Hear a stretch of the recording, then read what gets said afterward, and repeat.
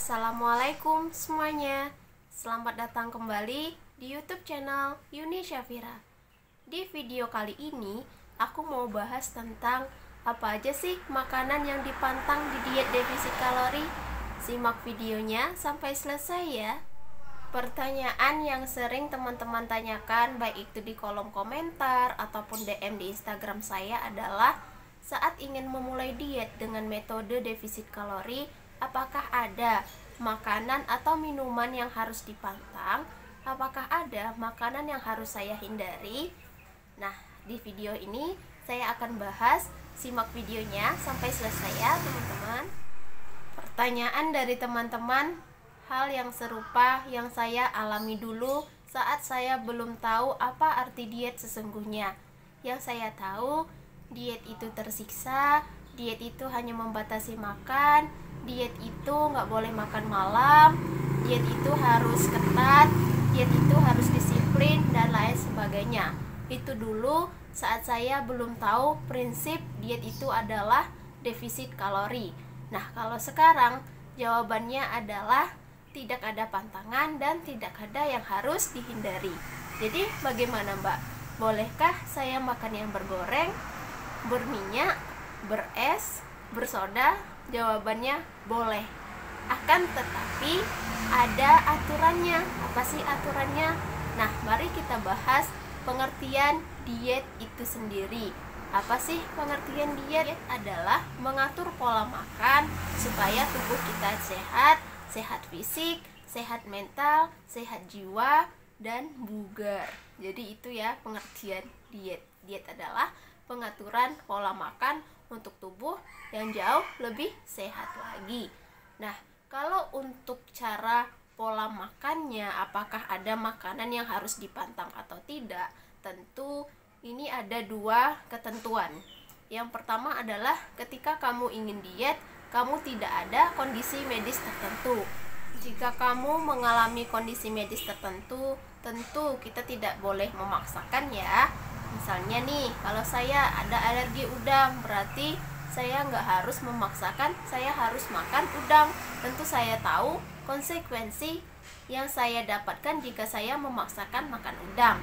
Nah, yang kedua, jika kamu tidak ada kondisi medis tertentu, boleh saja makan tanpa dipantang-pantang. Karena sifat manusia itu semakin dipantang, maka semakin tertantang. Semakin kamu mencoba untuk menghindari makanan tersebut, maka pikiran kamu akan mengingat daftar-daftar atau list-list nama makanan yang harus kamu hindari. Apakah kamu sanggup untuk mengingat dan harus menghindarinya terus? Mana sih Mbak solusinya? Apakah ada? Apakah boleh dalam diet itu saya pakai minyak, garam, gula, santan, tepung, apalagi snack-snack kemasan? Jadi diet itu nggak harus monoton ya teman-teman, kaku gitu. Ibaratnya kamu nggak bisa bergerak kemana-mana, kamu hanya disuruh diam di tempat dengan aturan nama-nama makanan yang dipantang. Apakah kamu sanggup untuk jangka ke depan? Diet bukan soal turun berat badan sampai ketika kamu mencapai goals kamu ya, sampai kamu mencapai berat badan ideal, kamu stop diet dan kamu balik lagi deh pola kebiasaan. Ada yang curhat ke saya kalau pola dietnya itu serba hambar. Terus dia takut tuh mau makan gorengan takut, mau makan martabak takut, sehingga dia bertahan dengan pola dietnya selama 4 bulan. Pola dietnya serba direbus, serba clean food gitu ya, nggak banyak diproses, nggak payah pakai minyak, nggak payah pakai micin dan lain sebagainya, dan makan buah saja. Sehingga setelah 4 bulan tersebut, dia bilang ke saya kalau dia bosan dengan menu dietnya. Kok diet saya nggak seperti Mbak ya? Mbak dietnya bukan kayak seperti bukan menu diet. Apa benar menu Mbak seperti itu? Kalau menu saya yang hambar kok lama proses turun berat badannya? Kok menu diet Mbak bisa buat Mbak turun berat badan? Katanya begitu. Nah, saya bilang gini, kita mempunyai lidah fungsinya untuk apa sih? sebagai indera perasa kan. Tentu saya juga dulu sama kok seperti teman saya yang curhat ini, ingin diet itu serba sehat, merasa kalau diet yang sehat itu akan cepat turun berat badannya. Sampai video saya yang awal ini nih, saya bilang kalau saya diet hanya mengkonsumsi kentang rebus dan sayur selada aja. Tapi saya bilang saya nggak kuat dengan diet yang saya jalani. Ya, lidah kita bertahun-tahun makan yang ada rasanya. Masa sih ketika kita ingin memulai diet tiba-tiba berubah dalam sekejap gaya hidup kita? Kan nggak mungkin gitu kan, nggak mudah membalikkan gaya hidup itu, hanya membalikkan telapak tangan. Semuanya perlu proses secara perlahan dan juga bertahap. Jadi Mbak, saya masih boleh kan makan gorengan? Boleh.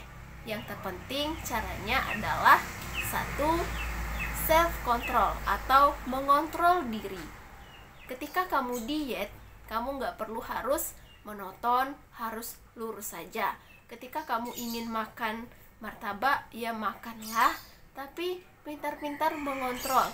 Ingat, ketika kamu makan martabak, anggaplah ini sebagai hiburan ketika kamu diet.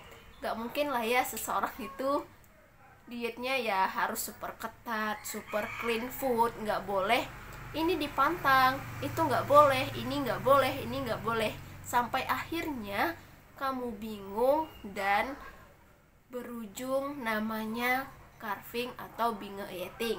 Ada kasusnya tuh teman saya, pokoknya dia benci, aku benci banget sama garam, aku benci banget sama ini itu, dan dia hanya mengkonsumsi ya makanan yang gak ada rasanya. Ya udah, sekuat mana ya bertahan dengan pola makan itu, maka akhirnya dia binge eating, makan berlebihan alias kalap alias balas dendam.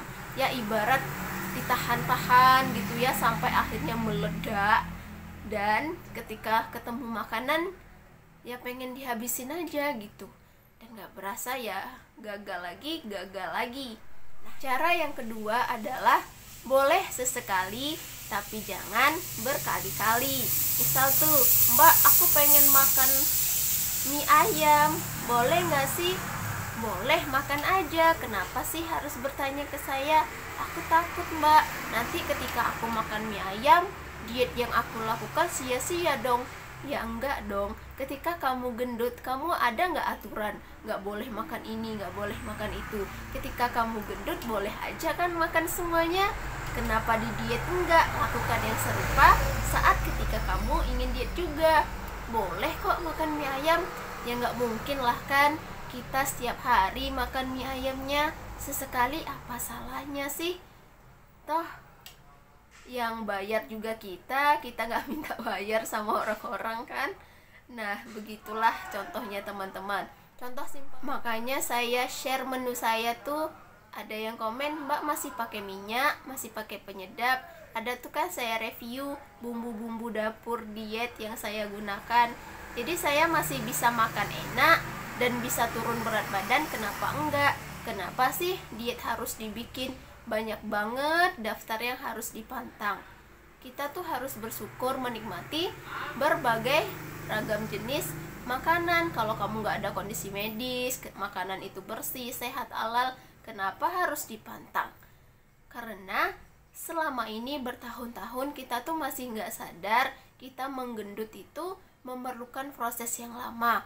Nah ketika sampai di titik kamu merasa berat badan kamu berlebih, maka yang kamu salahkan hanya makanan.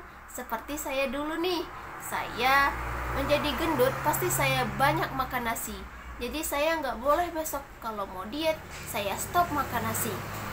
Saya menjadi gendut karena saya banyak makan gorengan. Ketika saya diet saya harus benci sama gorengan. Tidak harus seperti itu ya teman-teman. Kita harus tetap mencintai makanan itu tanpa harus menyalahkan diri dia. Canda diri dia. Kasihan makanan yang harus disalahkan terus. Coba kita introspeksi, coba kita rubah mindset kita. Kita bisa makan makanan apapun tanpa harus dipantang, akan tetapi progres diet kita juga berjalan tanpa harus ditakutkan, tanpa harus dikhawatirkan. Jadi kalau teman-teman mau makan bakso ya makan aja, nggak perlu harus bertanya, aku boleh nggak ya diet makan bakso, aku boleh nggak ya diet makan es krim, aku boleh nggak ya ini itu. Boleh saja. Pintarlah mengontrol diri kita ya teman-teman. Dan yang ketiga adalah ingat ke tujuan awal. Ingatlah kalau martabak itu, gorengan itu hanya sebagai hiburan supaya diet kita itu fleksibel, tidak kaku ya, supaya diet kita itu berasa enjoy, bisa dilakukan untuk jangka panjang tanpa harus merasa bersalah ketika kita makan makanan yang menurut kita bukan makanan diet. Itu yang saya terapkan untuk pola diet saya. Ketika saya diet, saya masih bisa makan bakso. Ketika saya diet, saya masih bisa makan gorengan. Akan tetapi setelah itu saya harus ingat tujuan awal saya itu apa sih. Kalau saya terus saja aku nggak mau diet lah, aku udah gagal nih gara-gara makan gorengan, ya nggak akan sampai ke tujuan awal saya, yaitu ingin menurunkan berat badan dengan sehat. Karena marak banget tuh kan, ya nggak boleh nasi, nggak boleh gula, nggak boleh minyak, nggak boleh tepung, nggak boleh, terus apalagi yang snack kemasan nggak boleh. Boleh, itu bagus kalau kamu memang benar-benar kuat untuk menghindarinya. Akan tetapi alangkah baiknya ketika kamu bisa diet tanpa harus memantangkan suatu jenis makanan. Tapi mbak, saya dengar-dengar dari orang nggak boleh makan nasi mbak, nggak boleh makan gorengan mbak, nggak boleh makan bertepung mbak. Jadi sekarang gini, yang punya tubuh kamu itu siapa sih? Yang menentukan goals dan keinginan atau impian kamu ke depannya itu siapa yang menentukan? Diri kamu sendiri apa orang lain? Apakah kamu sanggup menerima saran dari orang lain, sedangkan kamu sendiri belum tentu bisa melakukan begitu? Kata teman kamu, kalau kamu diet besok, pagi harinya hanya minum air putih aja, kalau siangnya hanya makan buah aja, kalau malamnya hanya makan sayuran rebus aja. Aku jamin berat badan kamu akan turun dalam sekejap. Ketika kamu melakukan, apakah kamu sanggup seperti itu? Karena realita diet itu gak semudah diucapkan gitu ya. Banyak tuh yang curhat, paginya udah nyiapin menu diet, tahu-taunya malam hari diajakin makan keluar. Nah, kalau prinsip defisit kalori, kamu tetap bisa menjalani diet walaupun sedang makan di luar tanpa harus merasa bersalah. Ketika kamu makan sate atau makan bakso, ketika kamu makan menganggap diet yang kamu jalani itu satu hari sudah rusak atau sudah gagal total karena kamu melanggar aturan pantangan makanan diet gitu. Jadi diet defisit kalori nggak harus menyiksa atau berpatokan sama makanan yang dipantang. Makanan yang mungkin yang dipantang itu ya seperti makanan yang udah busuk, udah basi, bangkai, sudah kotor, itu mungkin dipantang, nggak mungkin kita makan lagi kan. Selagi makanan itu enak, bersih, kita makannya secukupnya, nggak bakalan kok jadi gendut. Masa sih kita makan satu gorengan, berat badan kita dalam sedetik langsung mengembang? Nggak mungkin kan. Nah, begitu juga ketika kita hanya makan buah aja seharian, nggak mungkin juga lemak itu bakal kekikis dalam sedetik. Kita itu perlu memahat tubuh kita berdasarkan pola pikir kita. Semangat ya teman-teman. Nah, sampai ada yang bilang, Mbak Yuni dalam diet pernah nggak sih comot-comot? Mbak Yuni dalam diet pernah nggak sih belok kiri? Pernah nggak sih selingkuh? Dan banyak lah ya kata-kata isyaratnya ya. Jadi teman-teman, diet saya itu ya nggak diet yang serba harus clean food gitu yang serba rebusan. Enggak, diet saya itu masih ada. Saya selipkan makan makanan favorit saya. Saya bagi tuh makan makanan yang harus diperlukan untuk tubuh saya. Selebihnya saya pikirkan makanan yang diperlukan untuk mulut saya supaya seimbang, supaya saya merasa saya tidak tertekan dengan diet yang saya jalani, supaya saya merasa saya tidak lagi diet, akan tetapi saya sedang mengubah isi piring saya yang selama ini mungkin saya kelebihan dan tidak memerhatikan. Jadi begitu teman-teman. Nah, sekian dulu videonya, semoga bermanfaat. Jangan lupa untuk klik tombol subscribe, like dan juga komentarnya ya. Share juga ke teman-teman kalian semua. See you next time video. Dah. Assalamualaikum semuanya.